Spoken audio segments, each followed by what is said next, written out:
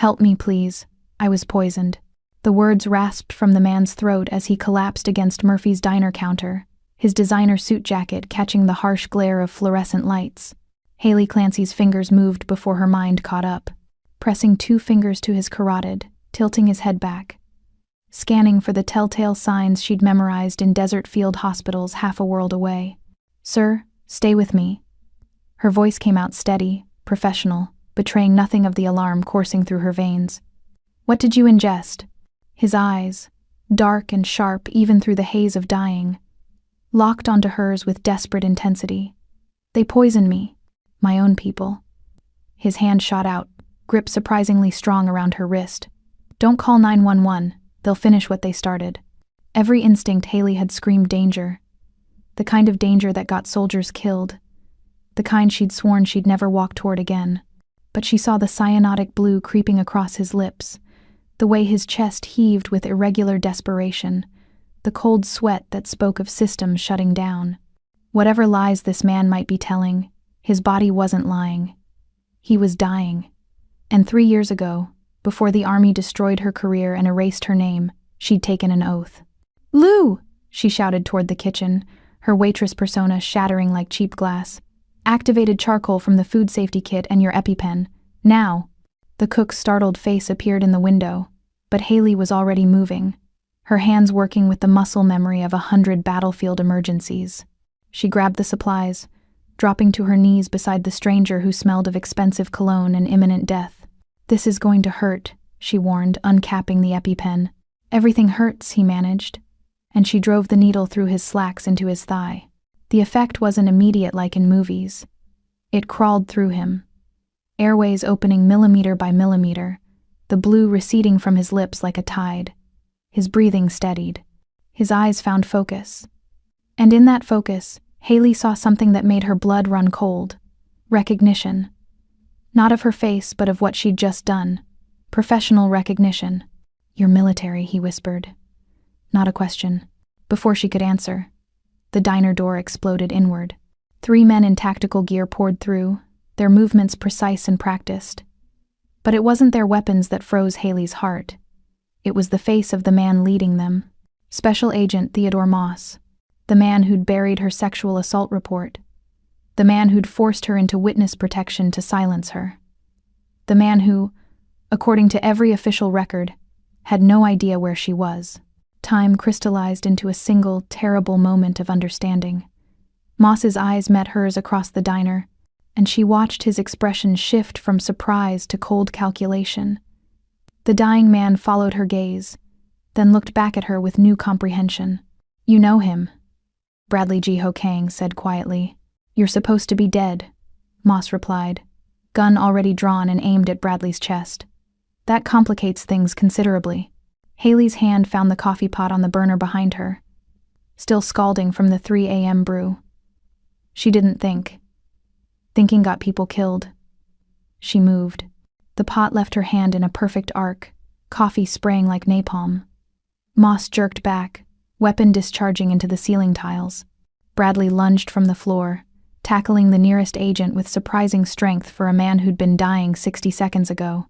Haley vaulted the counter, grabbed Lou's shotgun from its hiding spot beneath the register, a spot she'd memorized on her first day 3 years ago because paranoia kept people alive, and fired a warning shot into the ancient jukebox. "Go!" she screamed at Bradley, and they crashed through the kitchen's swinging doors. The Chicago night hit them like a fist. Cold November rain and the smell of garbage from the alley dumpsters. Behind them, Moss's voice echoed commands. Boots pounded tile.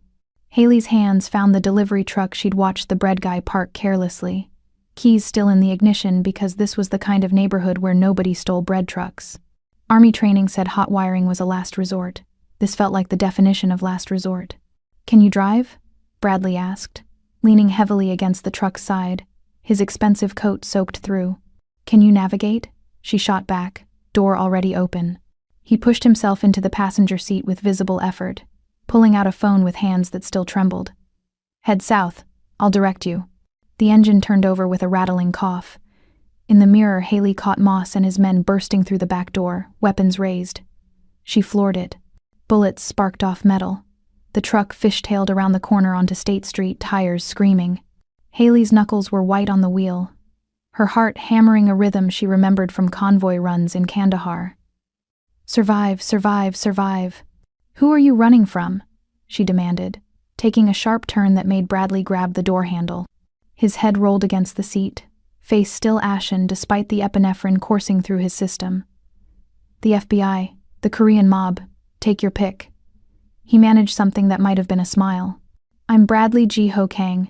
Some people call me King Bradley, and I need your help to stay alive long enough to figure out which of my own people just tried to murder me."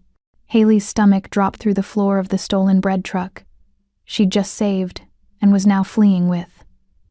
One of Chicago's most notorious crime lords, a man whose name appeared in hushed whispers even in her run-down witness protection neighborhood. "Take the bridge exit," Bradley instructed, tapping something on his phone with elegant, steady fingers that suggested he was recovering fast. "My compound is secured, protected, the only place I can think right now." The gravity of her situation settled over Haley like a shroud. Her entire carefully constructed life, the Waitress cover, the tiny apartment she shared with Jaime, the nursing school applications, the hope of eventually, maybe, rebuilding something real.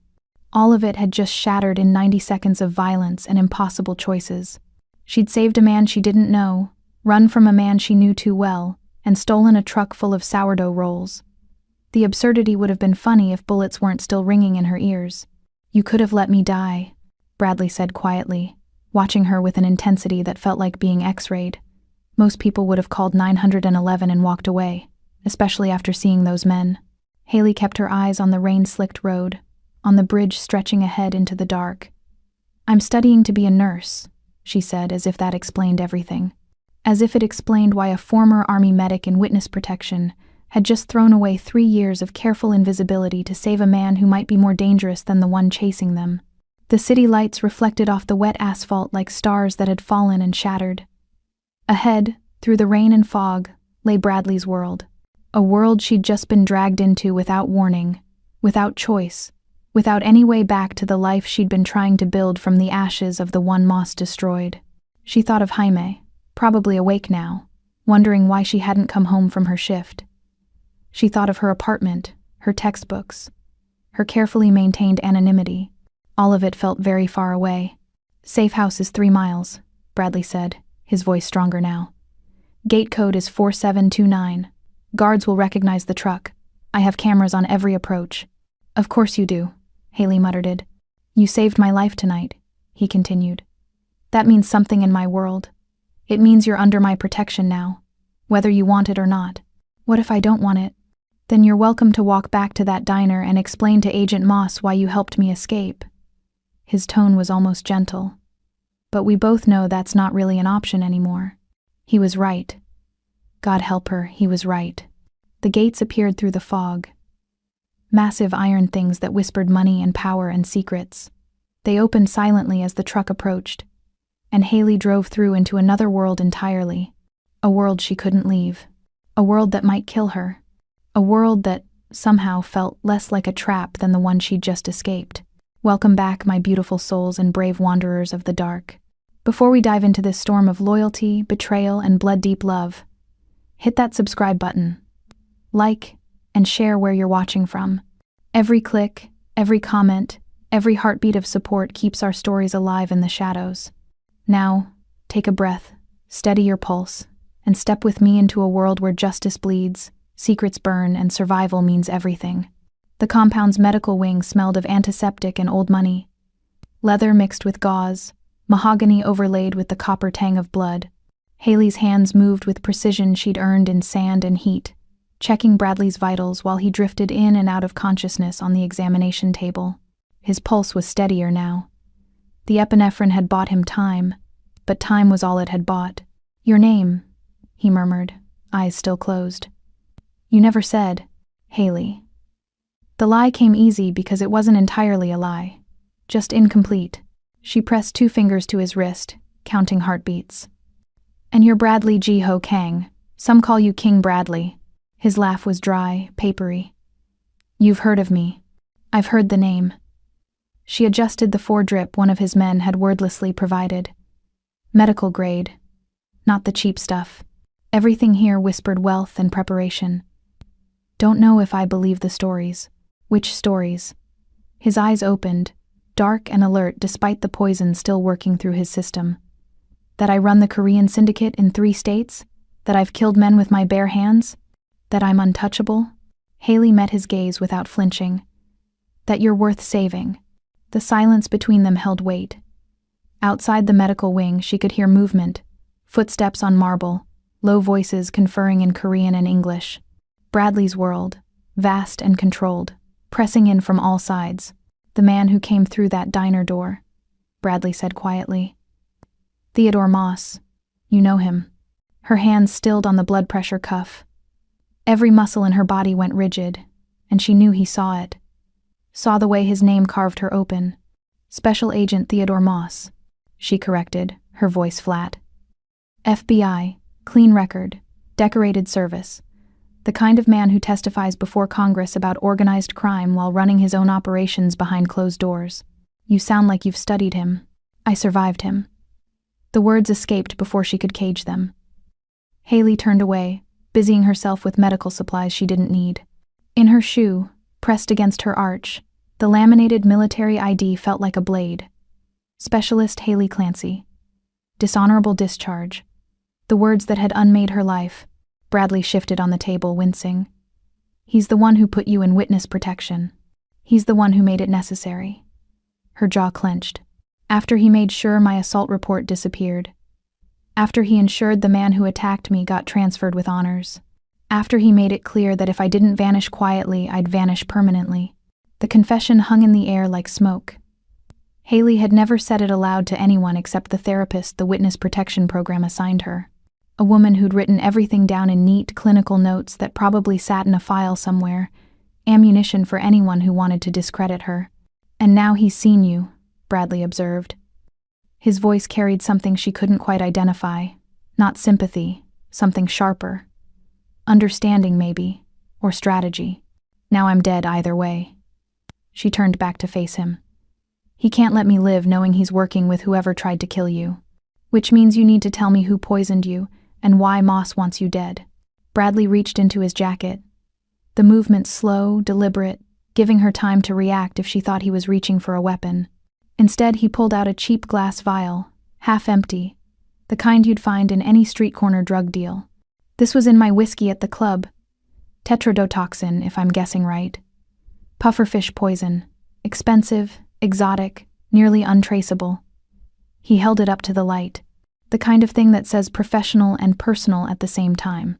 You have enemies who'd go to that trouble? I have enemies who'd go to more trouble than that. He pocketed the vial. But they don't usually have FBI handlers running cleanup. That's new. Haley processed this. Medical training giving way to tactical assessment. Someone inside your organization made a deal with Moss. Offered you up in exchange for something. Protection, probably. Or leverage. Bradley sat up slowly, and she moved to steady him by instinct. His hand caught hers, not restraining. Just holding. His skin was warm now. Fever burned from fighting poison. Theodore Moss runs the Korean Organized Crime Task Force. He has files on everyone in my world. Names, locations, weak points. He's offering immunity to whoever delivers you. And cleaning up loose ends. Bradley's thumb traced a small circle on her wrist, probably unconscious, probably not. Like witnesses who saw too much in diners. The weight of it settled over her. The trap that had closed the moment she'd reached for that coffee pot. She'd saved his life and sealed her own fate in the same motion. You're offering protection, she said. Not a question. I'm offering survival. He released her hand but held her gaze. You saved me because you couldn't help yourself. Because some part of you still believes in oaths and honor. Even after everything that's been taken from you. Now you're in my war, whether you want to be or not. I don't want to be anyone's pawn. Good. I don't need pawns. I need someone I can trust. He stood, steadier now, and she watched him transform. The dying man becoming something else. Something dangerous and controlled. Moss thinks you're a weakness. Let's make you a weapon instead. In the hallway beyond, she heard Jackson, the scarred lieutenant she'd glimpsed earlier, giving quiet orders. Transport. Safe house. Jaime's name spoken in careful, measured tones that made Haley's blood run cold. My roommate, she said sharply. Jaime, where? Safe, Bradley cut her off. I had men deliver her medications an hour ago. Told her you'd been called away for a family emergency. She's being watched, but not threatened. The casual assertion of control made her want to hit him. But the practical part of her brain, the part that had kept her alive through deployments and betrayal, recognized the necessity. If Moss knew where she lived, Jaime was already in danger. I need to call her. In the morning, after we've relocated you properly. Bradley moved toward the door, then paused. The compound has everything you'll need. Miss Peters will show you to your quarters. Try to sleep. Tomorrow we start hunting the person who tried to kill me. And what makes you think I want to help you hunt? He looked back at her, and something in his expression made her breath catch. Not charm. She'd learned to see through charm. This was raw. Honest, maybe, in the way only desperate people could be honest. Because whoever's working with Moss put a target on both our backs.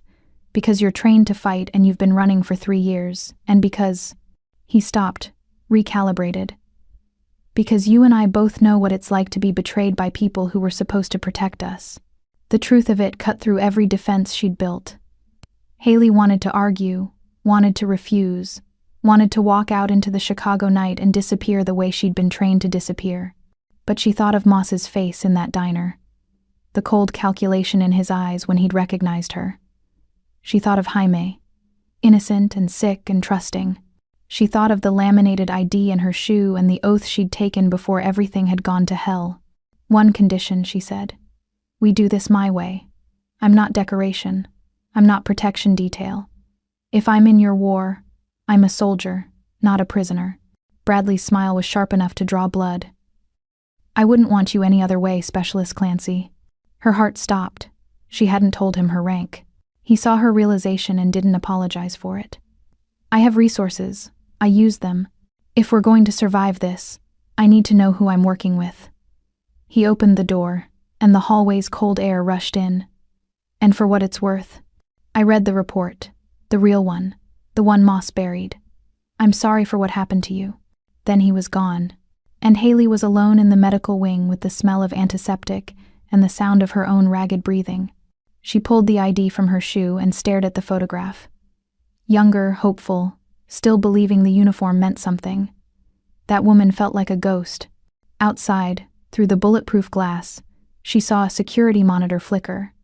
And there, in grainy black and white, was Jaime's apartment building. The camera angle was recent, professional. Someone had been watching. Haley folded the ID carefully and tucked it back into her shoe. Then she walked toward whatever came next, because retreat had never been her specialty. And if she was going to burn, she'd burn on her own terms. The door closed behind her with a sound like a cell locking shut. Miss Peters materialized from the shadows like something conjured, older, impeccably dressed in gray, that suggested authority without uniform. Her eyes cataloged Haley with clinical efficiency. The borrowed clothes, the defensive posture, the way her gaze tracked every exit. This way. No warmth, no judgment either, just the smooth, practiced neutrality of someone who'd escorted dozens of strangers through these halls and learned not to wonder about their stories. The mansion revealed itself in stages. First, the medical wing's sterile functionality. Then a corridor of polished hardwood where their footsteps echoed like gunshots. Portraits lined the walls. Men in traditional Korean dress, women with eyes that followed, children who looked like they'd never smiled. Family or warning, Haley couldn't tell. The air smelled different here than anywhere she'd lived in 3 years.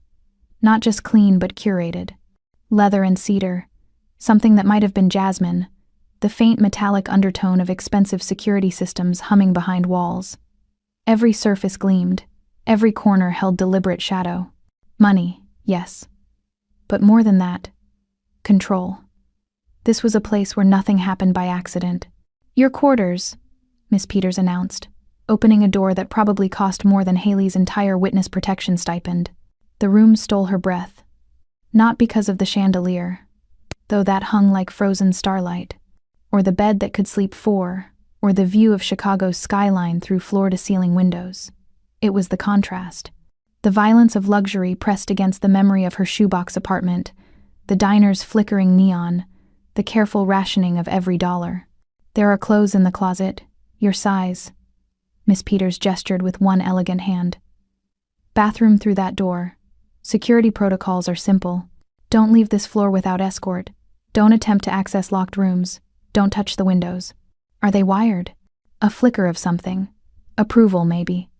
Crossed Miss Peters' face. "Pressure sensors. Bulletproof glass.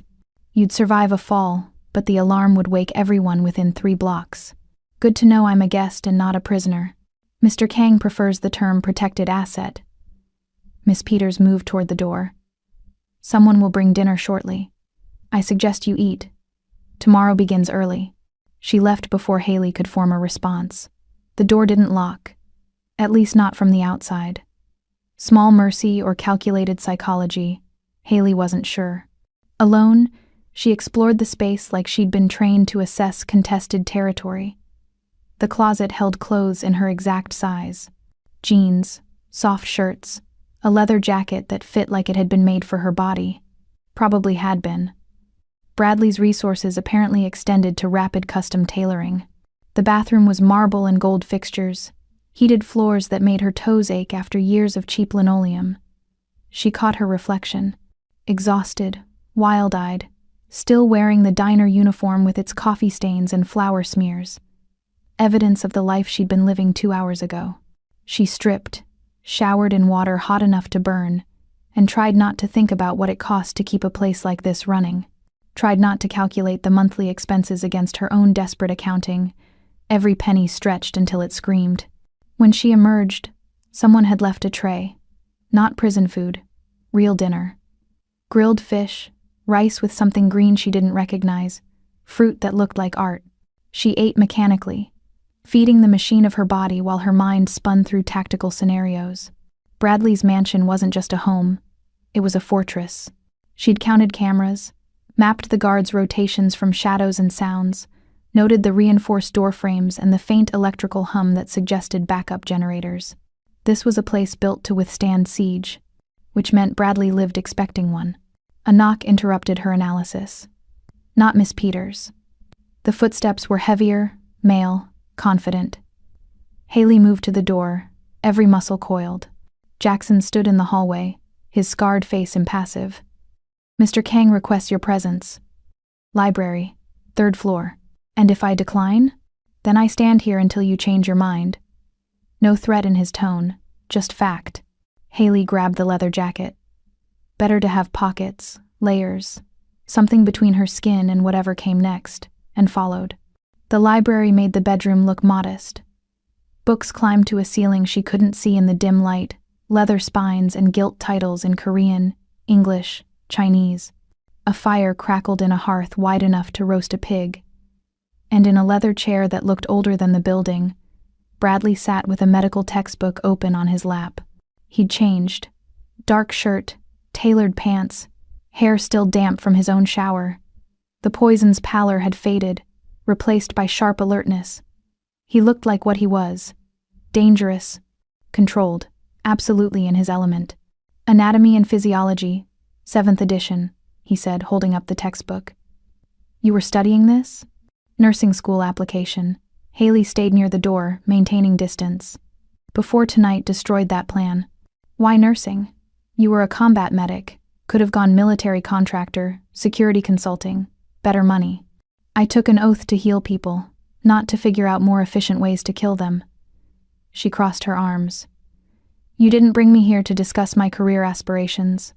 Bradley closed the book carefully, marking his place. "I brought you here because I need you to understand something. This house." He gestured at the opulence surrounding them. "It's not comfort, it's armor. Every piece of furniture is positioned for sightlines. Every window is bulletproof. Every entrance has 3 backup locks and armed guards on rotation. I live in a very beautiful prison because the alternative is a very ugly grave. You want sympathy? I want context." He stood, moving closer. Not threatening, just closing the distance between them with deliberate intention. "You think I'm a monster. Maybe I am. But I'm a monster who keeps 500 people employed, who ensures their children get scholarships, who makes sure nobody in my territory goes hungry or unprotected. Moss wants me gone because I'm an inconvenience to his real business, which is selling information to the highest bidder while wearing a badge. Haley studied him, looking for the lie. Found only truth, or something close enough to pass. What do you want from me? I want you to help me find the person who poisoned me before they try again. In return, I'll help you destroy Theodore Moss. The offer hung between them like a blade. Everything she'd wanted for 3 years. Revenge, justice, vindication, wrapped in a devil's bargain. I need to talk to Jaime. She pulled out her phone. The burner she'd kept charged and hidden for emergencies. Now, Bradley nodded once. Jackson, still hovering by the door, vanished silently. The call connected after 2 rings. Jaime's voice, sleep-rough and confused. Haley, where are you? Some men came by with my medications and said you'd had a family emergency. I'm fine. Something came up at work. I'm staying with. She hesitated, looking at Bradley. A friend. I'll explain everything tomorrow, but I need you to do something for me. Okay. Jaime sounded more alert now, worry sharpening her words. What's wrong? Nothing's wrong. But if anyone comes by asking about me, anyone, you don't know anything. You tell them I moved out last week. You tell them we barely spoke. Can you do that? Silence. Then, Haley, you're scaring me. I know. I'm sorry. Just trust me. I'll call you in the morning. She ended the call before Jaime could ask more questions, before the fear in her friend's voice could crack the armor she'd wrapped around herself. When she looked up, Bradley was watching her with an expression she couldn't read. You care about her, he said. Your roommate. She's sick, lupus. She can't work full-time, and her family disowned her when she came out. I pay most of the rent. Haley pocketed the phone. So yes, I care about her. Which means if this war of yours puts her in danger, it won't. Bradley's voice carried absolute certainty. I've already assigned protection. Discreet. She'll never know they're there. You're controlling her life without asking. I'm keeping her alive without burdening her with fear. He moved to the window, looking out at the city lights. There's a difference. Haley wanted to argue. Wanted to rage against his casual assumption of authority over people's safety. But she'd read the tactical situation the moment Moss had walked through that diner door. Jaime was already in danger. Bradley's protection, unwanted, paternalistic, infuriating, was also necessary. Show me, she said instead. Show me your security feeds. Show me whoever's watching my apartment. If I'm going to be your partner in this, I need to see the full board. Something shifted in Bradley's expression. Respect, maybe, or recognition of a kindred tactical mind. He pressed something on his phone, and a panel in the wall slid open. Behind it, monitors, dozens of them. Camera feeds from across the city, scrolling data, maps with glowing points that probably indicated assets or threats. And there, in the lower right corner, Jaime's building. The camera angle was good, professional. Not hidden, but not obvious either. As Haley watched, a figure moved into frame. Not Jaime, someone else. Male. Dark jacket, looking up at the windows with deliberate attention. Who is that? Her voice came out sharp. Bradley's jaw tightened. I don't know, but he showed up 10 minutes after we did. Jackson's people are tracking him now. The figure produced a phone, made a call, then walked out of frame, casual, unhurried. The kind of confidence that came from knowing you were watched and not caring. Moss, Haley said. He's already moving. He's establishing surveillance, testing our response. Bradley pulled up another camera angle, this one showing a different street, different watchers. He's got at least 4 teams around that building. Whatever he's planning, it starts there. Haley's heart was hammering, but her mind stayed cold, tactical. This was the field again, just different terrain. Then we move her, tonight, before he decides direct action is cleaner than surveillance. Already being arranged. Miss Peters is coordinating a safe house. Medical-grade apartment, fully stocked with her medications. She'll wake up tomorrow thinking a hospital program placed her there temporarily while they debug electrical issues at her building. You're good at this. Making people disappear. I've had practice. Bradley turned away from the monitors, and when he looked at her, she saw exhaustion behind the control. The poison had taken more from him than he'd admit. You should rest. Tomorrow we start digging into who betrayed me. Paul, my cousin, is acting strange. I need your tactical assessment. Haley nodded, moving toward the door. But something made her pause. Bradley, why did you read my file, the real one? Most people would have stuck with the official story. He was quiet for a long moment, then, because I've built my empire by knowing when people are lying, and everything about your discharge screamed lies. He met her eyes. I'm sorry that telling the truth cost you everything. But I'm not sorry you're here now. You're exactly the ally I need. You mean weapon? I mean partner. He smiled. Tired, genuine. Get some sleep, Specialist Clancy.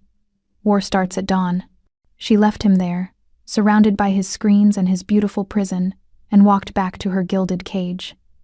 The room felt different now, not luxurious but strategic.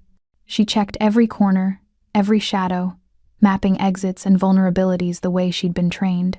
Then she lay down on the bed and stared at the ceiling, listening to the vast house settle around her. Footsteps in distant corridors, the hum of security systems, the faint sound of rain starting against bulletproof glass. And beneath it all, the memory of Bradley's hand on her wrist, the careful way he'd catalogued her reactions, the intelligence in his eyes when he'd realized she was assessing him just as thoroughly as he was assessing her. This was dangerous ground. Not just the mob connections or Moss's vendetta, the human mathematics of trust forming between two people who'd been betrayed by everyone else. Haley closed her eyes and let exhaustion take her, knowing that tomorrow she'd become something new. Not the woman who'd fled in shame, not the waitress pretending at normalcy. Something harder, something capable of surviving Bradley's world, something capable of fighting back. Dawn broke over Chicago like a wound, red and raw and unforgiving. Haley woke to the smell of coffee and the sound of voices in the hallway, low and urgent, strategic. She dressed in the clothes Bradley had provided. Tactical pants with proper pockets, a shirt that moved, boots that fit. Someone had left her a shoulder holster, empty, and she stared at it for a long moment before strapping it on. Muscle memory.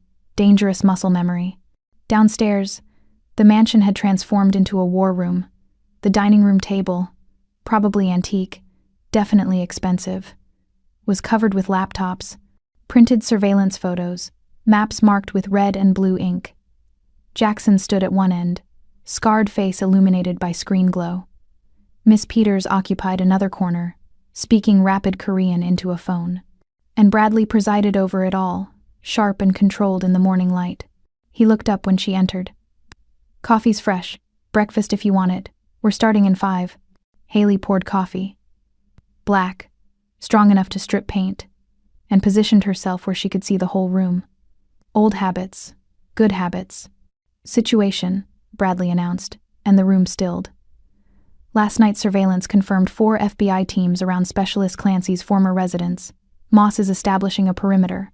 He's not moving yet, but he's preparing. For what? Haley asked. For you to make a mistake. Or for me to give you back. Bradley pulled up a photo on the central screen. Moss himself, taken from security footage. He looked exactly as she remembered. Silver-haired, expensive suit. Face that suggested trustworthiness and duty. The perfect lie. He's offering a trade, you for information on my supply chains, and you said no. I don't negotiate with people who poison me. He advanced the slides. New faces appeared, Korean men, some she didn't recognize, one she did. The man from the camera feed last night. This is Lee, one of Moss's informants. He's been feeding the FBI information on my operations for 6 months. We let him because his intel was harmless. Yesterday, that changed. Jackson stepped forward. Lee received a direct order from Moss. Activate Phase 2.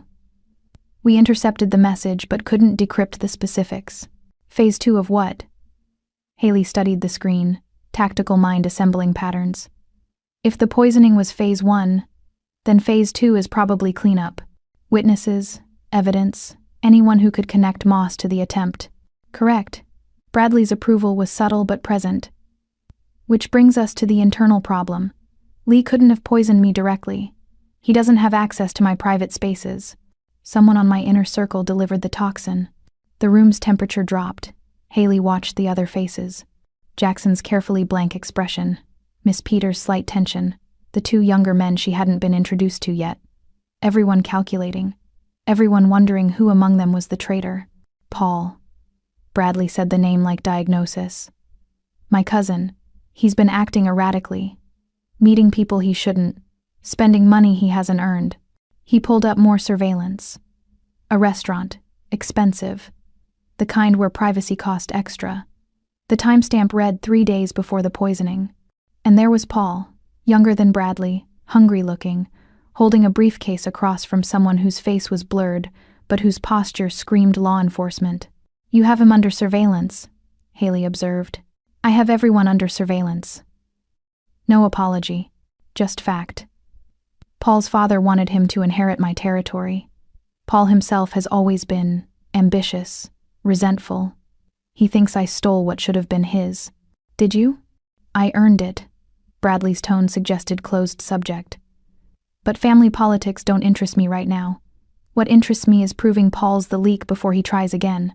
Haley studied the photos, mind working through tactical scenarios.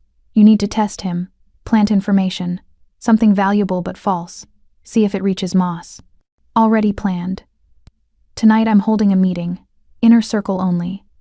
I'll announce a weapons shipment. Big enough to interest the FBI, small enough to fake. If Moss moves on it, you'll know Paul's your mole. Haley nodded. What do you need from me? I need you to observe. You're trained in intelligence assessment. You've worked with military interrogators. Tell me if Paul's lying or just paranoid. Bradley moved around the table toward her. And I need you armed. He produced a gun from somewhere. Sleek, black, perfectly maintained, a Sig Sauer, military grade. Her fingers remembered the weight before her mind could protest. I'm not, she started. You're exactly that. He pressed it into her hands, and the metal felt like coming home to a place she'd promised herself she'd never return. You saved my life because you have training and instinct. Don't pretend you're not dangerous just because you're trying to be good. The gun sat heavy in her holster. Familiar, terrible, right. Meeting's at 9 tonight. Until then, Bradley pulled up a new set of files. I need you to go through these, financial records, Paul's movements. See if you spot patterns my people missed. For hours, Haley worked. Numbers and dates and photographs blurred together, building a profile of a man desperate to prove himself. Paul wasn't subtle. His spending increased after each meeting with known FBI contacts. His alibis were thin. His jealousy was documented in a dozen intercepted messages. But something felt wrong. Too convenient. Too obvious. He's a patsy, she said finally, and the room looked up. Paul's not smart enough to run this operation. Look at his patterns. He's being managed. Someone's using him as a distraction. Bradley leaned over her shoulder, close enough that she felt his breath. Explain. Every move he makes is traceable. He's not even trying to hide. That's not how real intelligence operations work. Real moles are invisible. She pointed to a transaction. This payment from an FBI account. It's flagged for audit. Any competent handler would have used a cutout, unless they wanted us to find it. Bradley's voice went cold. Someone's framing Paul, or using him as bait. Haley turned in her chair, found herself inches from Bradley's face. What if Moss doesn't care about your cousin? What if he wants you focused on internal security while he moves on something else? The room recalibrated around this new possibility. Jackson swore quietly in Korean. Miss Peters made 3 rapid phone calls, and Bradley stood frozen, mind clearly running through scenarios. Hamie, Haley said, ice flooding her veins. The safe house. Where is she? Bradley's expression told her everything before he spoke. Miss Peters arranged. Through which contact? Haley was already standing, already moving. Who coordinated the location? Miss Peters' face went pale. Chen. He's handled safe house protocols for 3 years. Chen reports to Paul. Jackson's voice cut through like a blade. Family connection, I flagged it months ago. The room exploded into motion. Haley's phone was already out, dialing Jaime's number. It rang once, twice, voicemail. Address, she snapped at Miss Peters. Now, numbers appeared on a screen. Haley memorized them in a glance, was already running for the door. Behind her, she heard Bradley issuing orders. Teams mobilizing, weapons being checked, vehicles starting. But she was faster, had to be faster. Because Moss had played them perfectly. Distract with the obvious traitor while moving on the real target. Haley's weakness. Her friend. The leverage he needed to force her cooperation. She hit the garage at full sprint. A motorcycle sat near the entrance. Black, fast, keys in the ignition because Bradley's people lived ready for emergency. Haley didn't ask permission. Just mounted, started the engine, and roared out into Chicago traffic. The safe house was 20 minutes away. She made it in 12, burning through red lights and weaving between cars with a precision born of convoy training. The building appeared.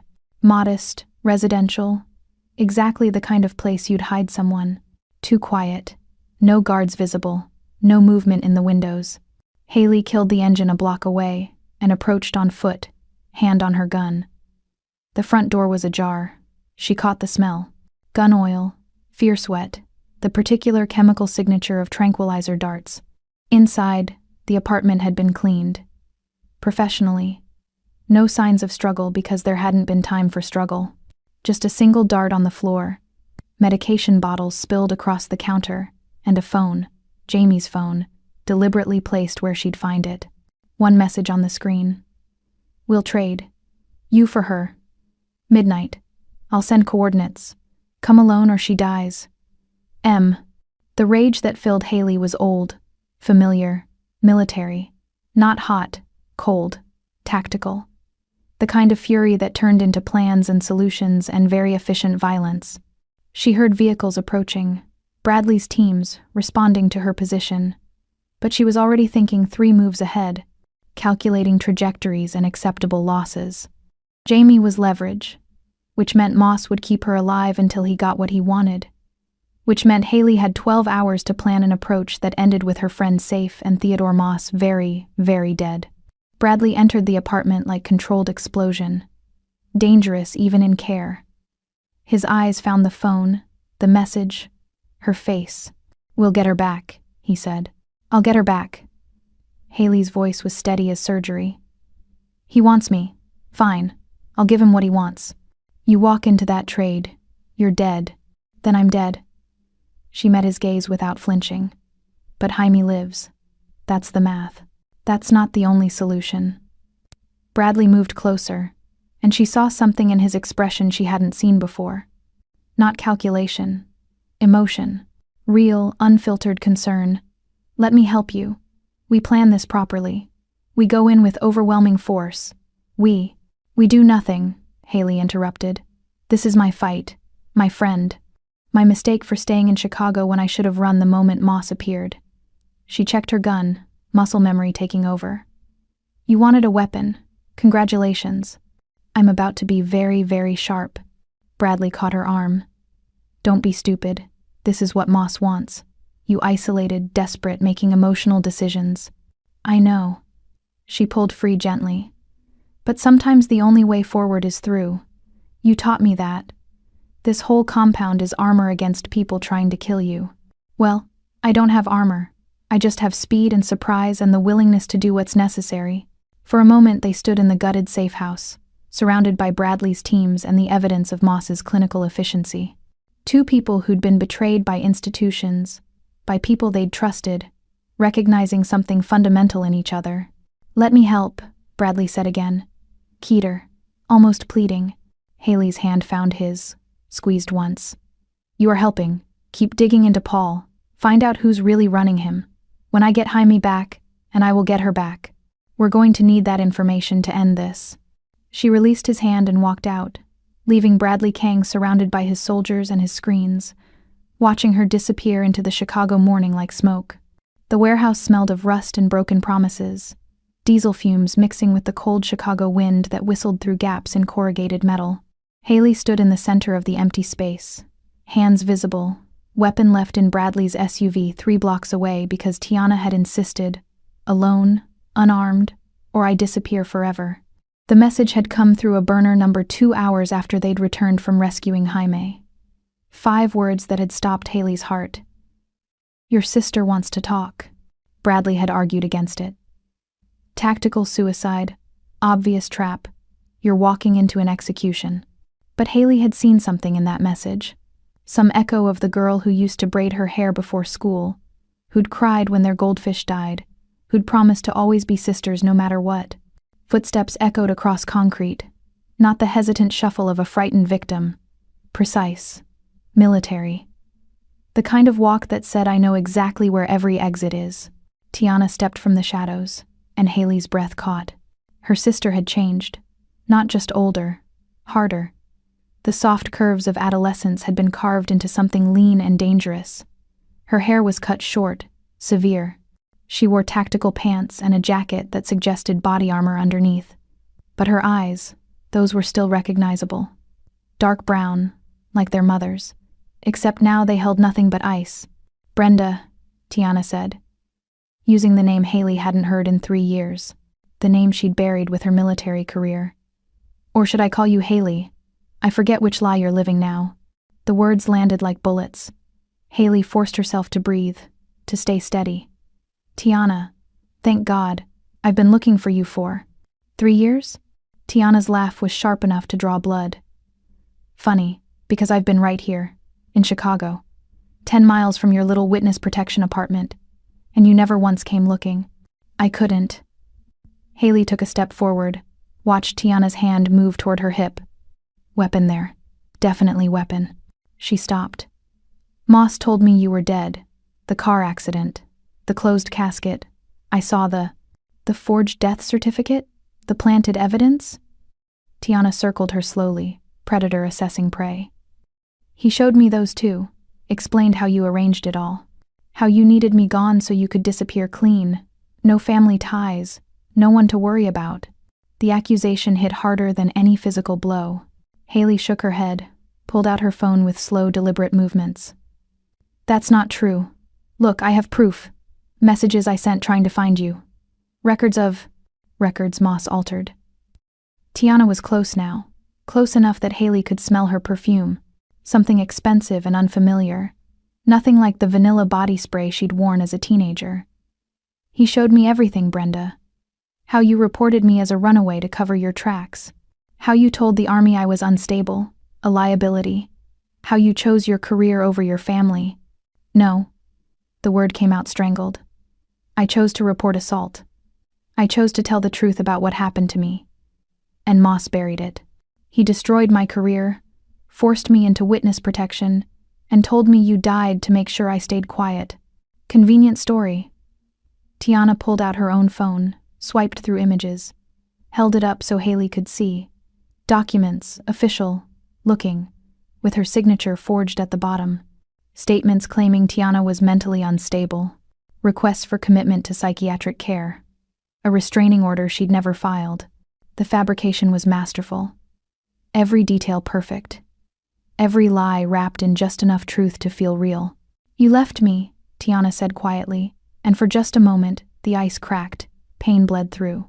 The kind of pain that came from years of believing you'd been abandoned by the only person who mattered. I was 16, alone, scared, and you just vanished, like I meant nothing. Haley's vision blurred. I was trying to protect you. Everything I did. Protect me? Tiana's voice rose. You protected yourself. You ran away and let me think you were dead or worse. Do you know what that does to someone? Do you know how many nights I woke up screaming because I thought you'd killed yourself rather than face what happened to you? The rawness of it stripped away every defense Haley had built. She wanted to reach for her sister, wanted to gather her close the way she had when Tiana was little and afraid of thunderstorms. But the woman standing before her wasn't that girl anymore. Moss did this, Haley said, desperate now. He's been manipulating both of us. Tiana, please, just come with me. We can sort this out, we can. I'm not going anywhere with you. Tiana backed toward the shadows. Agent Moss saved me. He gave me purpose, training, a chance to become something more than the girl my sister abandoned. And now he's given me a choice. Help him finish what he started, or lose everything again. The trap snapped shut with perfect precision. Haley heard them before she saw them. Footsteps, dozens of them, converging from every entrance. Tactical teams, federal agents, Moss's people. "I'm sorry," Tiana whispered, and this time the pain was real, cutting deep. "But you taught me to survive. Whatever it takes." Then she was gone, melting into the darkness while armed men poured into the warehouse like floodwater. Haley ran. Not away, toward the one exit she'd mapped on entry, the loading dock with the broken lock and the alley beyond. Bullets sparked off metal behind her. Orders shouted in clipped federal speak. She vaulted a crate, rolled behind concrete pillars, moved with muscle memory that turned 3 years of waitressing back into combat instinct. The alley appeared through smoke and chaos. She burst through, lungs burning, and found Bradley's SUV screeching around the corner, door already open. "Go!" she screamed, diving in before the vehicle stopped moving. Jackson drove like he was back in Seoul racing gangs. Precise, controlled, terrifyingly fast. Bradley was in the passenger seat, phone to his ear speaking rapid Korean, coordinating something. He reached back without looking, found Haley's hand, squeezed once. The touch steadied her, just barely. "Tiana," she gasped when she could breathe again. "She's with Moss. She thinks I abandoned her. He's been conditioning her for years, making her believe." "I know." Bradley's voice was granite. "We intercepted surveillance. She's not just with Moss. She's his protégé, his weapon. Everything he's done to you, he's doing to her." The weight of it crushed her chest. "We have to get her back. First we survive." He turned to face her fully, and what she saw in his eyes made her blood freeze. "Haley, there's something you need to know about Moss. About me. About how deep this goes." The SUV took a corner hard enough to slam her against the door. Jackson swore, corrected, kept them ahead of the federal vehicles gaining in the rear view. "Say it fast," Haley urged. Bradley's jaw worked. "I told you Moss runs the organized crime task force. What I didn't tell you is that for 2 years, I was his informant, before I inherited the syndicate. Before I became King Bradley, I was working both sides. Feeding him information, building his cases, helping him take down my father's rivals. The betrayal hit like physical force. You were FBI. I was surviving." His hand tightened on hers. "My father was a monster. I thought Moss was offering a way out. Witness protection, new identity, clean slate. But he wasn't building cases. He was building leverage. And when my mother died, when I inherited everything, Moss told me exactly what would happen if I didn't keep working for him. He owns you. He owned me." Bradley's voice dropped to something raw. "Until I saw what he did to you, how he destroyed your life to keep you silent. That's when I realized he'd do the same to me eventually. So I started building evidence, double documenting everything, waiting for the right moment to take him down. And the poisoning? Was him getting impatient, deciding I knew too much and had outlived my usefulness. He pulled something from his jacket, a flash drive, small and unassuming. This has everything. Every deal, every manipulation, every life he's ruined. I was going to turn it over when I had solid protection. But now we use it to get Tiana back." Haley took the drive, felt its weight like salvation, and we end him. The safe house materialized from industrial wasteland. Another warehouse, this one fortified. Surrounded by Bradley's people with serious weapons and more serious expressions. They abandoned the SUV and moved inside, into a space that had been converted into a war room. Maps covered every surface. Surveillance feeds showed multiple angles of Chicago's downtown. And there, on the main screen, Moss.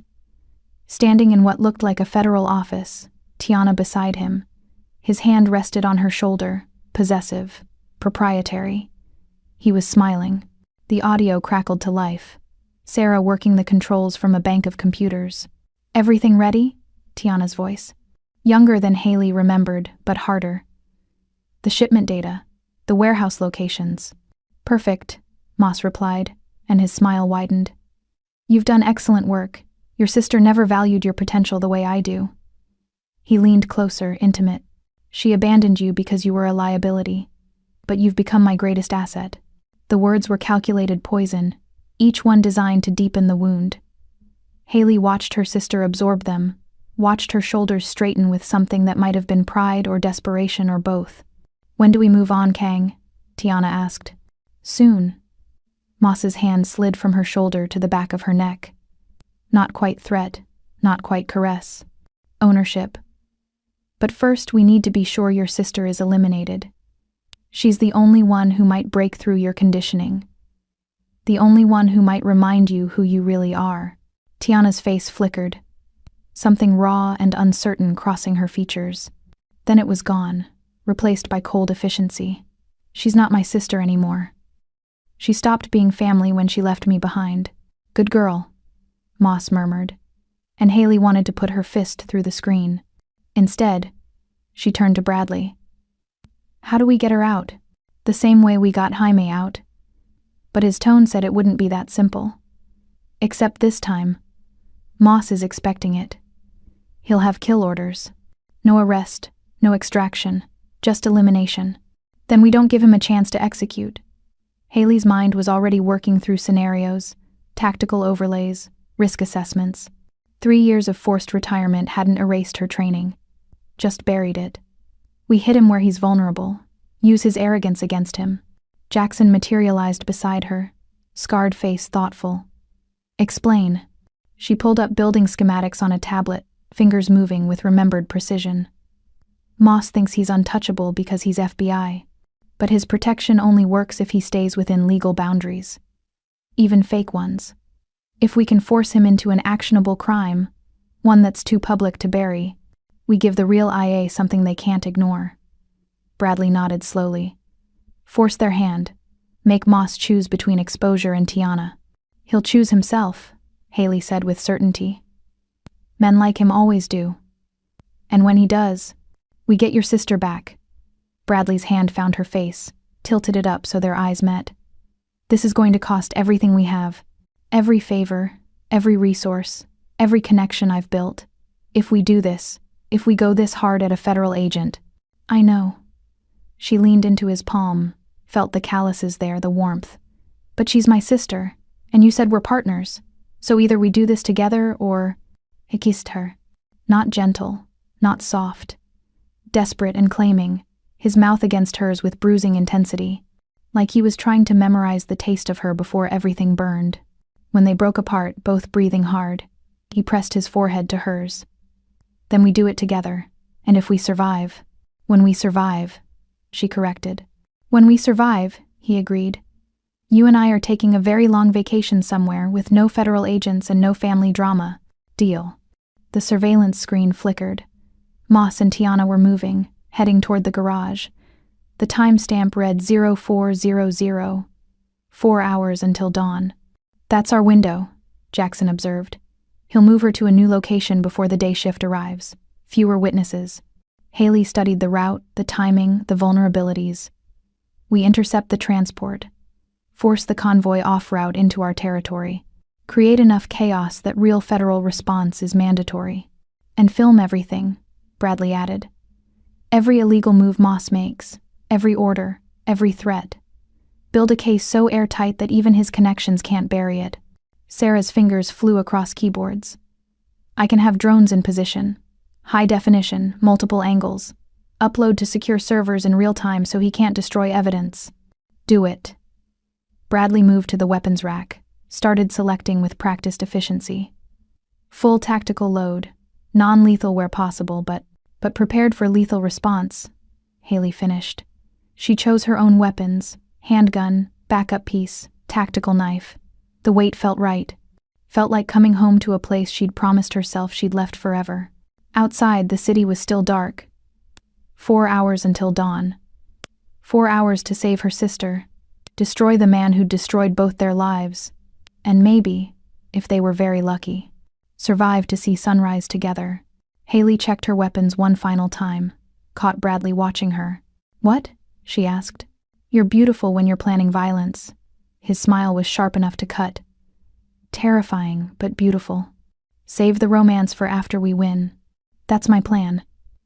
He moved close enough that she felt his heat. "Haley, when this is over, really over, there's something I want to ask you." "Then ask me when Tiana's safe and Moss is burning." He nodded, kissed her forehead once, and turned to address his assembled team. But Haley stood for one more moment, looking at the surveillance feed, at her sister's face. "I'm coming for you," she thought, "and this time, I'm not leaving without you." The war room erupted into organized chaos. Teams mobilizing, equipment distributed, vehicles prepared. And somewhere in the darkness, Theodore Moss moved his chess pieces, unaware that the game had just shifted. Dawn was coming, and with it, either salvation or annihilation. The garage beneath Moss's federal office building was a concrete tomb. Low ceilings, harsh fluorescent lighting, the smell of motor oil and institutional cleaning supplies. Haley crouched behind a support pillar, counting heartbeats, watching the elevator bay where Moss would emerge with Tiana. 0430, 30 minutes to sunrise. Her earpiece crackled with Jackson's voice. "Teams in position, exit secured, say when." She clicked once. Received. Bradley was on the opposite side of the garage, positioned with two of his best shooters. Sarah monitored from the mobile command center 3 blocks away, drones hovering in darkened sky above, cameras rolling. Everything had to be perfect. One mistake and Tiana died. One wrong move and Moss walked free. The elevator chimed. Haley's muscles coiled. Her breathing slowed. Tactical calm, the kind she'd learned in Kandahar where hesitation meant casualties. Through the pillar's edge, she watched the doors slide open. Moss emerged first. Silver hair perfect even at this hour, suit pressed, weapon visible in shoulder holster. Behind him, 4 agents, tactical gear, serious faces. And between them, hands zip-tied in front, looking smaller than Haley remembered. Tiana. Her sister's face was blank. Not scared. Empty. The kind of expression that came from shutting down everything human to survive. She moved when directed, stopped when ordered, a puppet waiting for strings to pull. Moss's hand rested on her shoulder. "Almost there," he murmured. "New facility. Better security. No one will find you again." "I understand," Tiana replied. Flat. Robotic. Haley's jaw clenched. The conditioning was deep. Moss had spent years breaking her sister down, rebuilding her into something compliant. This wasn't going to be simple extraction. This was deprogramming under fire. Moss's team moved toward a black SUV parked in the corner. Standard federal vehicle, armored tinted windows, probably GPS tracked. They'd accounted for that. Sarah had signal jammers ready, and Bradley's people had disabled the building's security feeds on a loop. "Now," Haley breathed into her mic. The garage lights died. Emergency backups kicked in seconds later. Dim red glow that turned everything into blood and shadow. Moss's agents reacted with professional speed, weapons drawn, circle formation around their principal and asset. But Bradley's team was faster. Smoke grenades detonated with soft pops. Thick white fog rolled across concrete, swallowing vehicles and pillars. Confusion spread. Agents shouting coordinates, Moss barking orders, Tiana silent in the center of chaos. Haley moved through smoke like water. Silent, precise. She'd done this drill 100 times in training, another 100 in actual combat. Her body remembered even when her mind wanted to hesitate. First agent went down to a tranquilizer dart. Jackson's work, clean and efficient. Second stumbled into Bradley's ambush, taken out with brutal hand-to-hand that left him breathing but unconscious. Moss was pulling Tiana toward the SUV, using her as shield. "Federal agent!" he screamed into the smoke. "Stand down or I will shoot the hostage." Haley's blood turned to ice. Carefully, she circled, using parked cars for cover. Through gaps in smoke, she caught glimpses. Moss's gun pressed against Tiana's temple, her sister's face still blank, still empty. "Tiana," Haley called out, pitching her voice to Carrie. "Do you remember Mom's lullaby? The one about the rain?" Moss's head snapped toward her voice. "Brenda Clancy. Of course. Come out and I'll let her live." "The rain falls soft on mountains high," Haley continued, ignoring him, moving closer. "The rain falls soft on you and I." "Shut up," Moss's gun shifted from Tiana to sweep the garage. "I will kill you both." But Tiana's face had changed, just slightly. A flicker of recognition, confusion breaking through conditioning. "The rain will wash the tears away," Haley sang softly, emerging from smoke with hands raised, weapon holstered, making herself visible, making herself vulnerable. "And bring the sun another day." "Stop," Tiana whispered. Her voice cracked. "Stop, that's the song Mom sang when you were scared."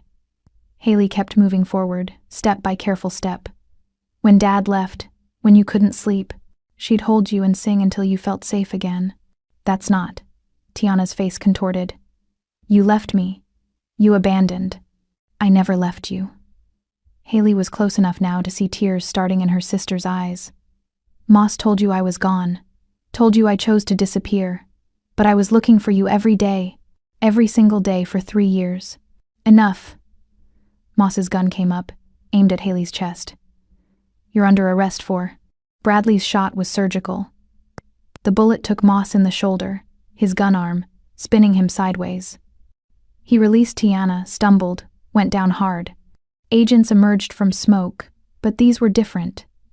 Federal tactical, real ones, called in by Sarah's anonymous tip about compromised agents in the garage. Their shouts overlapped. "Hands up, weapons down, federal agents." The trap within the trap snapped shut. Moss looked up from the concrete, blood spreading through his expensive suit, and saw his whole operation collapsing. Real FBI, drawn by reports of gunfire and compromised agents. Bradley's people melting into shadows before they could be identified. And Haley, crouched beside Tiana, cutting zip ties with a tactical knife. "It's okay," Haley whispered, gathering her sister close. Tiana was shaking. Deep, violent tremors that spoke of shock and breaking conditioning. "I've got you. You're safe now. I promise." "You left," Tiana sobbed against her shoulder. "You left and I was alone and he said you didn't want me. He lied." Haley held tighter, rocking slightly. "He lied about everything. And I'm so sorry I couldn't find you sooner, but I never stopped looking, never stopped wanting you back." Federal agents were securing the scene, cuffing Moss, calling for medical. Sarah's drones had captured everything. Moss using a federal hostage as shield, his illegal orders, the whole conspiracy laid bare in high-definition digital evidence. Bradley appeared from the smoke, face grim but satisfied. "Sarah's uploading to DOJ servers. Multiple copies. It's over." But Moss was laughing. Wet, pained, bitter sound. "You think this ends me? I have connections that go deeper than you can imagine. Judges, politicians, people who won't protect you anymore." Bradley crouched beside him, voice soft and lethal. "Because we didn't just film this garage, we filmed everything. 3 years of surveillance. Every illegal deal, every life you destroyed, every law you broke while wearing that badge." He held up the flash drive. "This is going to every news outlet, every congressional oversight committee, every internal affairs division in the country. By dawn, you'll be more famous than you ever wanted to be." Moss's face drained of color. "And just so we're clear," Bradley continued, "you threaten these women again. You even think about them. And federal protection won't save you. I know where witnesses go. I know how to reach places you think are safe. Do you understand what I'm telling you? That's a threat against a federal. That's a promise." Bradley stood. "Enjoy your trial, Agent Moss. I hear Leavenworth is particularly brutal for corrupt law enforcement." Paramedics arrived, converging on Moss while federal agents took statements. Bradley's people had already vanished, ghosts who'd never officially been present. Only Haley remained, still holding Tiana, whispering reassurances while her sister fell apart. "We need to go," Jackson murmured, appearing beside them. "Real feds will have questions we can't answer cleanly. Give me 5 minutes." "You have 2. Haley helped Tiana stand, steadied her when she swayed. Her sister looked at her, really looked, seeing past the conditioning and the lies for the first time in 3 years. "I don't know how to trust you again," Tiana said quietly. "Then don't." "Not yet." Haley cupped her face gently. "But come with me anyway. Let me prove it. Give me a chance to show you who I really am." For a long moment, Tiana said nothing. Then she nodded, Just once. Small victory, but victory nonetheless. They left the garage as federal agents swarmed, as Moss was loaded into an ambulance under guard.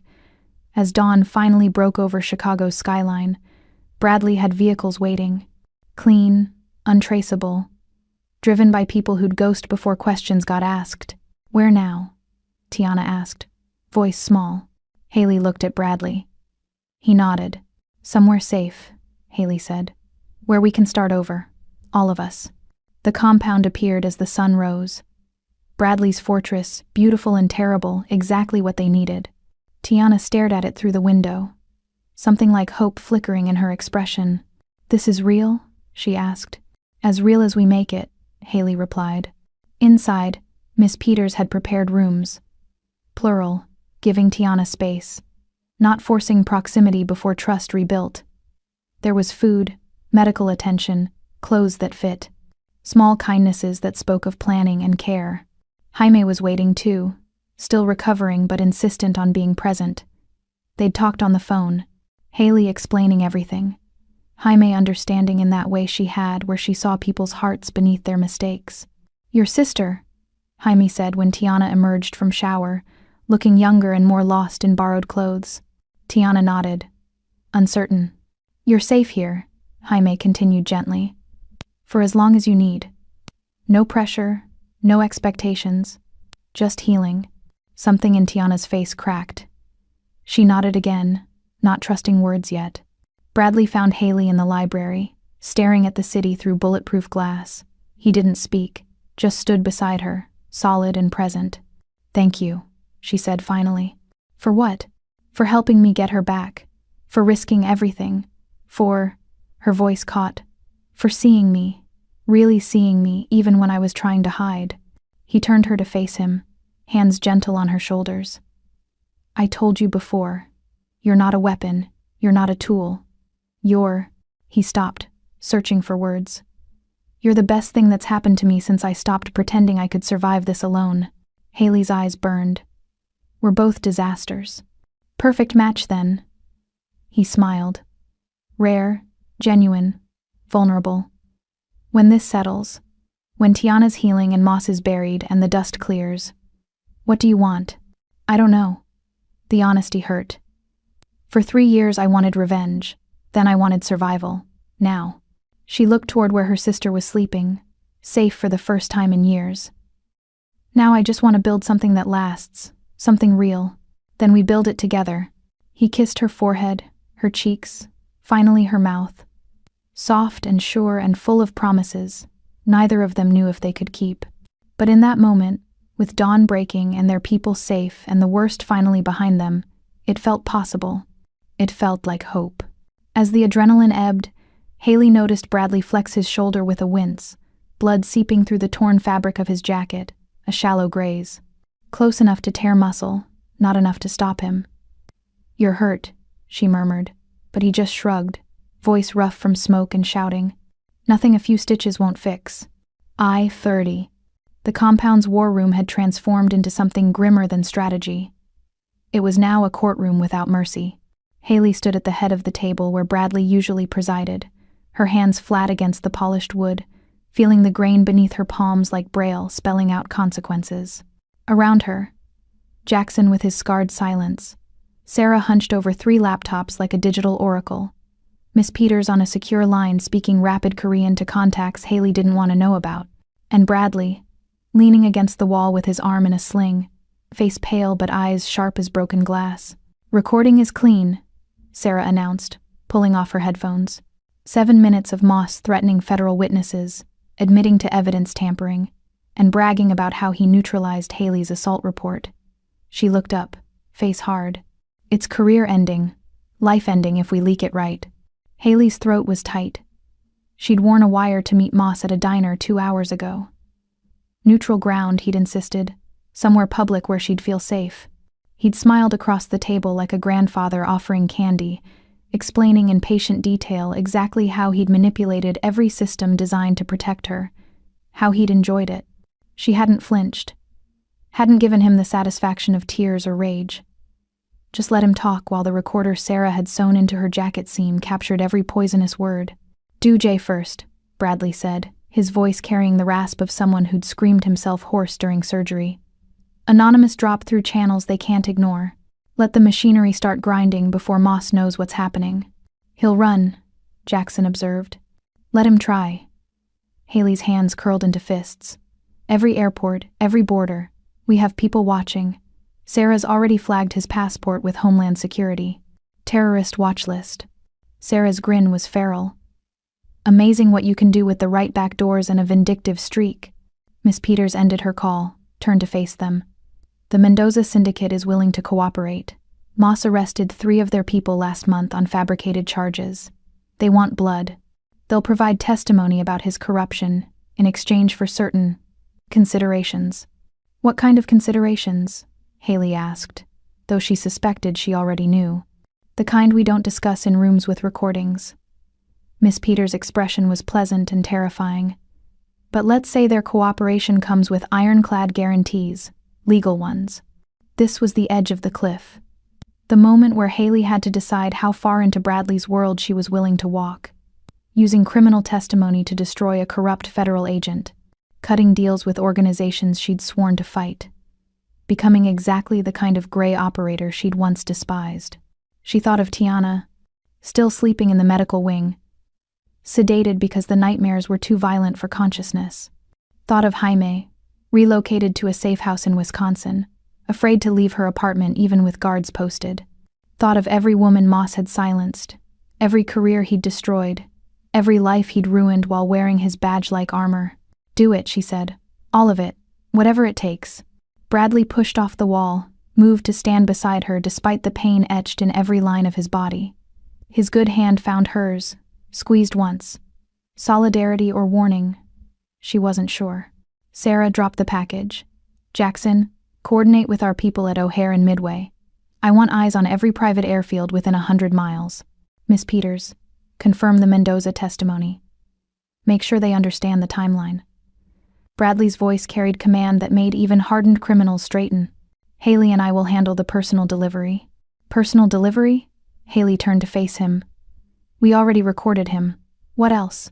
Closure. His eyes held hers. You need to look him in the eye when his world ends. Otherwise, this is just bureaucracy. I know you. You need to see him break. He was right. She hated that he was right. Moss's safe house was in Evanston, a quiet street with mature trees, and the kind of houses where lawyers and doctors pretended their lives were uncomplicated. Number 47 had a basketball hoop in the driveway and seasonal wreaths on the door. Camouflage purchased with other people's suffering. They approached at 9 p.m., late enough for darkness, early enough that neighbors wouldn't be asleep to hear screaming. Bradley drove despite his injury, navigating the suburban streets with the same cold precision he brought to everything else.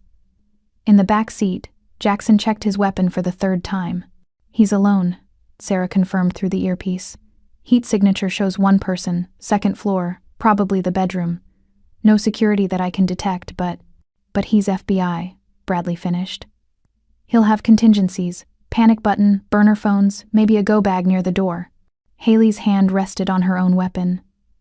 The Sig Sauer Bradley had given her. Now familiar as her own skin. She'd stripped and cleaned it twice today. Muscle memory and meditation wrapped together. The weight of it centered her. They parked 3 houses down. Approached on foot through backyards, moving in the spaces between streetlights. The rear door of Moss's safe house had an alarm system. Commercial grade. Nothing Sarah couldn't bypass remotely. She killed it 30 seconds before they reached the entrance. Jackson went first, weapon raised, movements liquid and practiced. Bradley followed, slower but just as lethal. Haley brought up the rear, covering their backs, every sense hyper-aware of the suburban quiet that could shatter into violence without warning. Inside smelled like coffee and old books.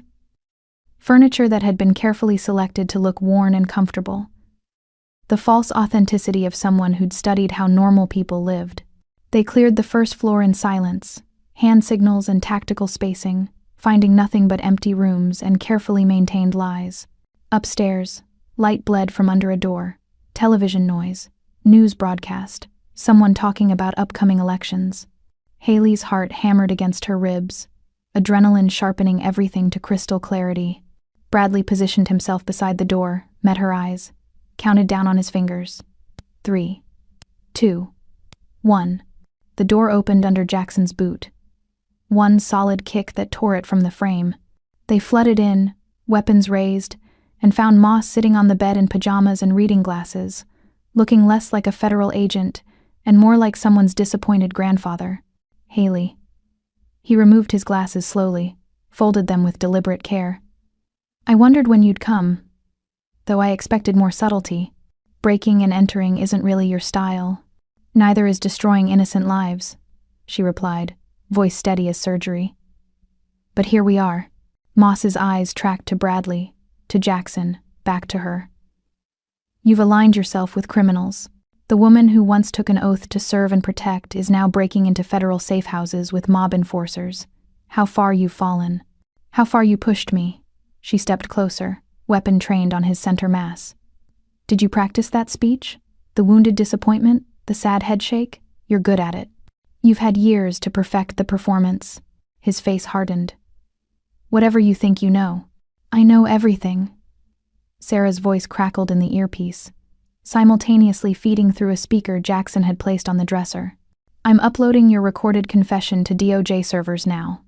12 regional offices, internal affairs, congressional oversight, the Washington Post, the Tribune, every news outlet that matters. Moss lunged for the nightstand. Bradley moved faster, weapon discharging once into the wood, splintering it. Whatever Moss had been reaching for stayed hidden. Sit down. Bradley's voice carried something darker than anger. You're going to listen, then you're going to answer questions. Then we decide if you get to see tomorrow. You can't kill a federal agent. Can't I?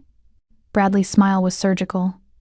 You created this situation, turned her into a weapon, destroyed her career, her reputation, her faith in every system designed to protect people like her. You think she hasn't learned from that? Hasn't adapted? Haley felt the truth of it settle in her bones. 3 years ago, she would have arrested Moss, trusted the system to deliver justice. Now she understood the system was just people. Fallible, corruptible, easily manipulated by men who knew which buttons to push. Why? The question escaped before she could stop it. Why target me specifically? What did I do to earn this? Moss laughed. Bitter, exhausted sound. You did nothing.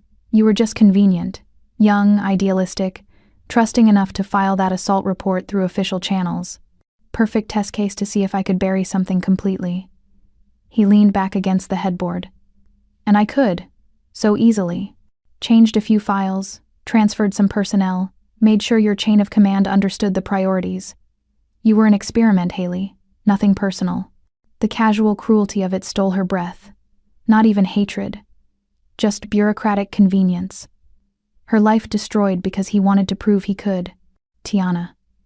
Her voice came out strangled. What about my sister? Collateral. He shrugged.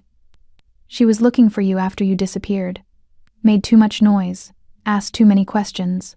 I couldn't have her stumbling into your witness protection by accident. So I recruited her. Told her you'd abandoned her.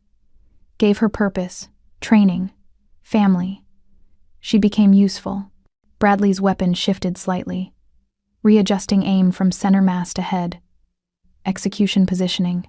Haley saw the calculation in his eyes, the cold assessment of whether Moss would be more valuable dead or in custody. Don't, she said quietly. Not to Bradley. To herself. To the part of her that wanted blood and fire and permanent solutions. We do this right. Right? Moss's laugh was ugly. There is no right. The system you believed in. I am the system. Me and 1,000 others like me. All protecting our interests. All making sure the machinery runs smooth. You can expose me, arrest me, parade me through courts and hearings. But nothing changes. Someone else will take my place. Someone smarter who learns from my mistakes. Maybe. Haley lowered her weapon, holstered it with deliberate care. But they'll know what happens when they target the wrong person. They'll know some of us fight back.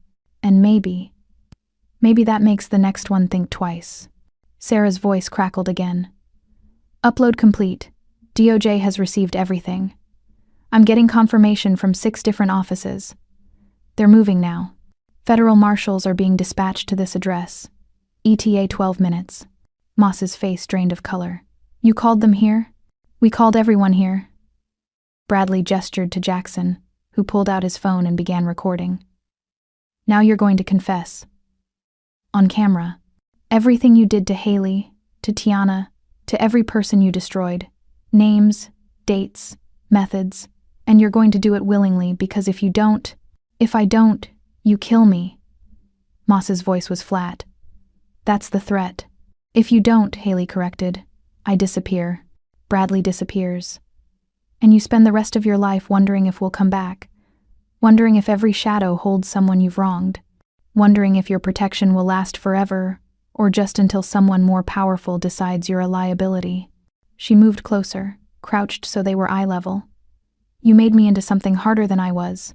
Congratulations. Now live with the consequences. For a long moment, Moss stared at her. Then, slowly, he began to talk. The confession spilled out like poison lancing from a wound. Names of people he'd destroyed, methods he'd used, systems he'd corrupted. Jackson's camera captured everything in HD clarity, while Sarah simultaneously streamed it to encrypted servers scattered across 3 continents. By the time sirens became audible in the distance, Moss had sealed his own fate more thoroughly than any trial could. Bradley and Jackson melted away through the back door before federal marshals crashed through the front. Haley stayed, weapon on the floor, hands visible, letting them arrest her alongside Moss because this part had to be public. The woman who'd been destroyed by corruption standing beside the man who'd destroyed her, both in custody, both facing justice. The difference was which one of them had evidence and which one had confessions. The holding cell smelled like industrial cleaner and fear. Metal bench cold against Haley's back, fluorescent lights humming their mechanical lullaby. She'd been here 6 hours, processed through intake with the mechanical efficiency of systems that didn't care about context. Her phone had been taken. Her weapon. The leather jacket Bradley had given her, now catalogued as evidence in whatever case they were building. She sat in borrowed county jumpsuit orange, hands folded in her lap, and waited. The door opened with a metallic shriek. Not a guard. A woman in expensive suit, briefcase in hand, face carrying the particular exhaustion of lawyers who specialized in impossible cases. Haley Clancy.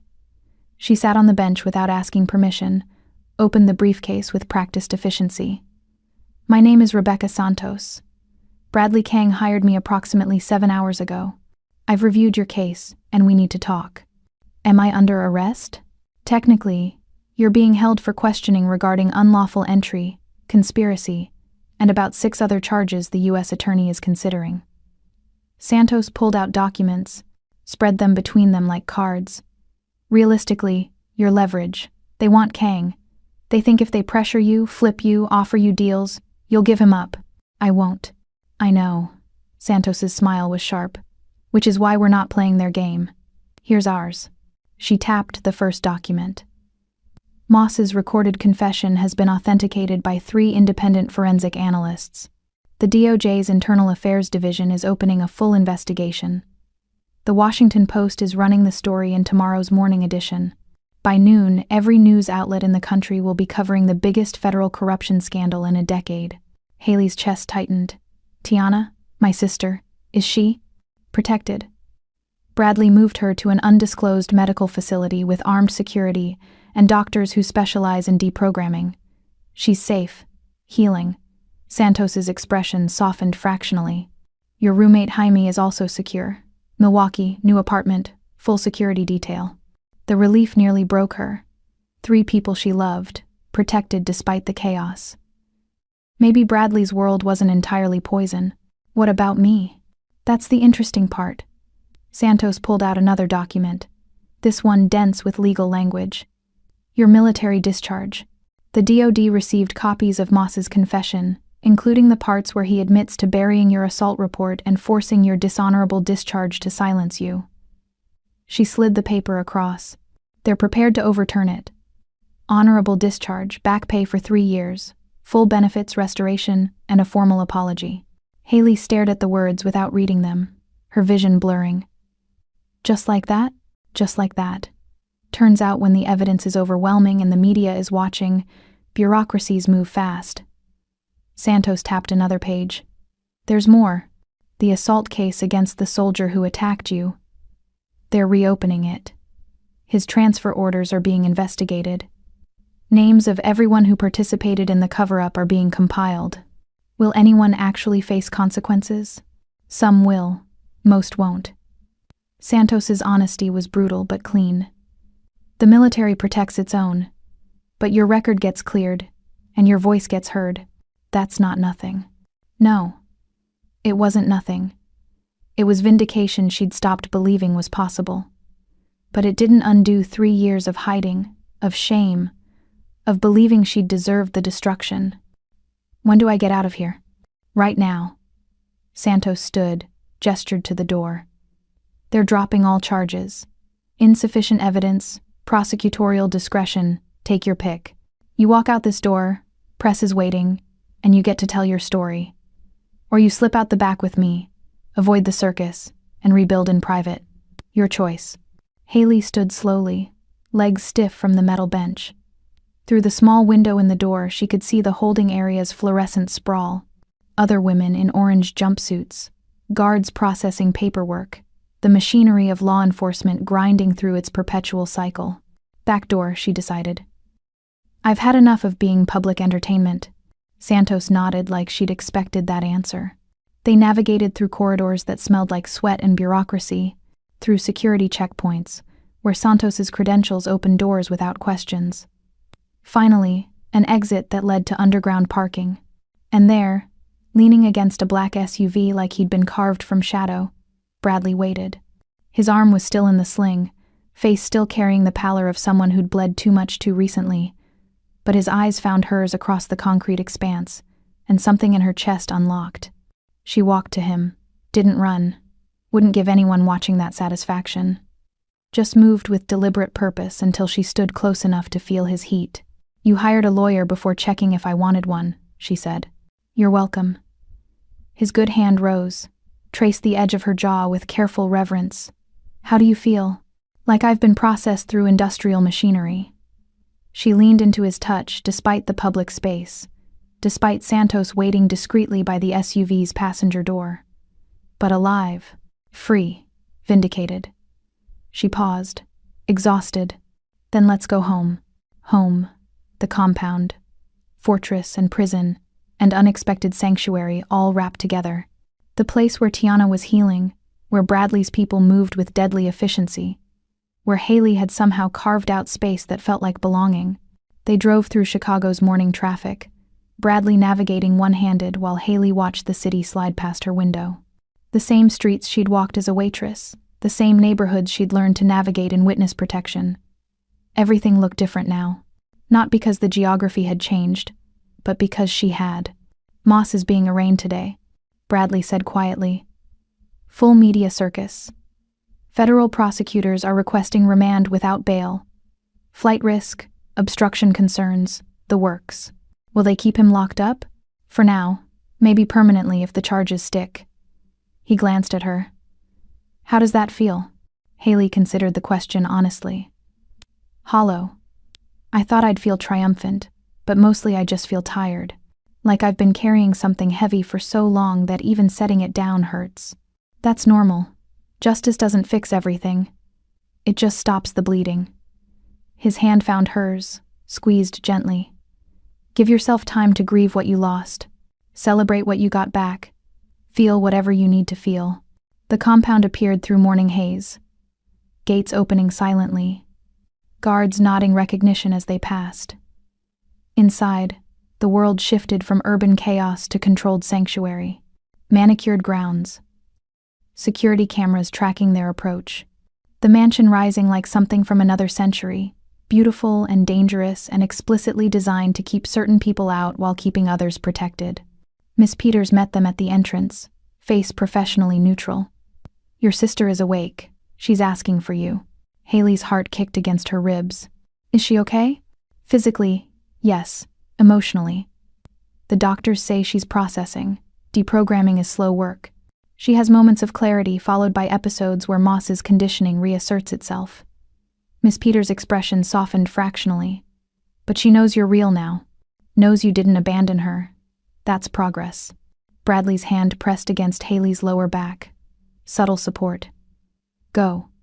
I'll be in the library when you're ready to talk. She climbed the stairs to the medical wing, each step feeling heavier than the last. Through the door, down the antiseptic hallway, to the room where her sister was recovering from 3 years of psychological torture. Tiana sat by the window, wrapped in blankets despite the room's warmth, staring out at the compound's gardens. She'd cut her hair. Choppy, uneven, like she'd taken scissors to it herself in some moment of desperate autonomy. The resemblance to their mother was stronger now. Something about the angle of her jaw, the way her shoulders held tension. "Hey," Haley said softly from the doorway. Tiana turned. Her eyes, dark brown, familiar, home, tracked Haley's movement as she entered, and sat in the chair positioned carefully out of grabbing distance. The doctors had warned about unpredictable responses, conditioned reflexes that might turn violent without warning. "You came back," Tiana whispered. "I never left. Not really. Not in any way that mattered." Haley kept her hands visible, non-threatening. "I looked for you every day. Every single day for 3 years. He showed me proof you abandoned me. Documents. Video." Tiana's voice cracked. "But they were lies. All lies, weren't they? All lies." Tiana's face crumpled. The crying came suddenly, violently. 3 years of grief and confusion and rage pouring out in ugly, gasping sobs. Haley moved without thinking, gathered her sister close despite the doctor's warnings, held her while she shook apart. "I'm sorry," Tiana choked out between sobs. "I'm so sorry I believed him. I should have known you'd never leave me. Should have trusted. You were 16 and terrified and alone. You survived the only way you could." Haley rocked her gently, the motion automatic from years of being the older sister. "This isn't your fault. None of this is your fault." They sat like that until Tiana's crying softened to exhausted silence. Until the sun shifted angles through the window, painting them both in gold. Until the space between them felt less like chasm and more like bridge. Fragile, incomplete, but present. "What happens now?" Tiana asked finally, pulling back to look at Haley's face. "Moss is arrested. You're vindicated. But I'm..." She gestured to herself, helpless. "I'm broken. He broke me. How do I come back from that? One day at a time. 1 hour if that's all you can manage." Haley wiped tears from Tiana's face with her thumb. "You stay here where it's safe. You work with the therapists. You let me be your sister again. And eventually, maybe not soon, but eventually, you remember who you were before Moss got his hands on you. What if I can't? What if he's carved something permanent into me? Then we build around it, make something new from what's left." Haley's voice carried certainty she didn't entirely feel. "You're not broken beyond repair. You're just wounded, and wounds heal if you give them time." Tiana studied her face for a long moment. "You're different. Harder. Scarier than I remember." "Yeah, I am. No point lying about it. The world made me harder. Bradley's world especially. But I'm still your sister. Still the person who taught you to ride a bike and helped you study for algebra tests, and promised to always protect you." She squeezed Tiana's hands. "I failed at that. Let Moss take you. But I'm here now, and I'm not leaving again." A knock interrupted. One of the medical staff, apologetic but firm. "Visiting hours are over. Tiana needs rest." Haley stood reluctantly, but Tiana's grip on her hand tightened. "You'll come back tomorrow? Every day until you're sick of me." "I won't ever be sick of you." Tiana's smile was watery but genuine. "I love you. I never stopped loving you, even when I thought I hated you. I love you too. Always have. Always will." Haley kissed her forehead gently. "Sleep now. Dream good dreams. I'll be here when you wake up." She left before her own composure cracked, navigating back through the compound's corridors toward the library where Bradley waited. The door was open, fire crackling in the hearth, and he stood silhouetted against the flames like something from darker fairy tales. "How is she?" he asked without turning. "Healing. Slowly. Painfully. But healing." Haley moved to stand beside him, staring into the fire's hypnotic dance. "Thank you," for protecting her, for bringing her here. For, her voice caught. For everything. You don't need to thank me. He turned to face her fully, good hand rising to cup her face. This is what partners do, protect each other's people, fight each other's battles. Is that what we are? Partners? What do you want us to be? The question hung between them, weighted with everything unspoken. The compound's luxury pressing against her working-class roots. His criminal empire versus her military honor code. The violence they'd both committed, the lines they'd crossed, the future they might build from ashes and blood. Haley reached up, covered his hand with hers. I want us to be honest. No more secrets. No more manipulation. If we do this, if we try to build something real, it has to be built on truth. Truth. Bradley's laugh was soft, almost bitter. Truth is, I'm terrified of you. Terrified you'll wake up one morning and realize what you've aligned yourself with. Realize you could do better, be better, somewhere far from this world. His thumb stroked her cheekbone. Truth is, I'm selfish enough to want you here anyway. Want you in my war room, my bed, my life. Want you so badly it frightens me. Her breath caught. Truth is, I should walk away. Should take Tiana and Jaime and disappear into some quiet life where nobody shoots at us and federal agents don't ruin everything. She leaned into his palm. Truth is, I don't want to. You make me feel dangerous and capable and seen in ways I'd forgotten were possible. And that's probably unhealthy and definitely complicated. But it's true. Bradley's forehead pressed against hers. So where does that leave us? Here. For now. Building something neither of us fully understands yet. She pulled back just enough to meet his eyes. With boundaries, with honesty, with the understanding that this could explode in our faces at any moment. I can work with that. His smile was small and genuine and entirely unguarded. Stay with me, not as an ally or asset or temporary partner. Stay because you want to. Build whatever this is together. One condition, Haley said. Name it. I want to finish nursing school, work real medicine, help people who aren't wrapped up in mob politics. I need that part of myself to stay clean. Done. I'll fund it personally. Best programs in the country, your choice. He moved closer, hand sliding from her face to the back of her neck. Anything else? Kiss me, like you mean it. Like we might actually survive this and have tomorrow to regret it. Bradley kissed her. Not gentle. Desperate and claiming and raw with everything they'd survived together. His mouth against hers tasting like smoke and coffee and promises neither of them knew how to keep. Her hands fisted in his shirt, pulling him closer despite his injury, needing the solid proof of him alive and present, and choosing her despite every logical reason not to. When they finally broke apart, both breathing hard, he smiled against her lips. Come upstairs. Let me show you honest. Let me show you real.